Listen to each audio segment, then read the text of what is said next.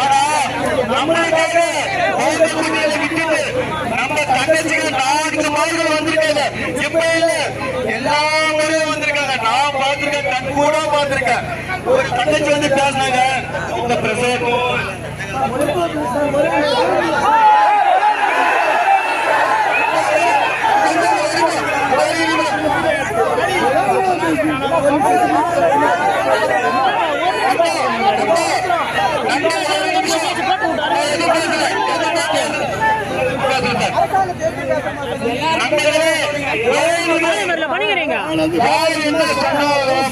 நம்மளுடைய ஒற்ற கோரிக்கை நம்ம குடும்ப குழந்தை செல்லும், நம்மளோட அலுவலகத்துக்கு நம்ம குழந்தை செல்லும்.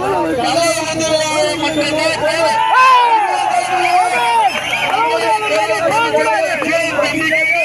நான் என்று கேட்கிறது. இது முதல்வருடைய கோரிக்கை. எங்களுடைய அருமை நண்பர் நமது கழக பொதுச் செயலாளர்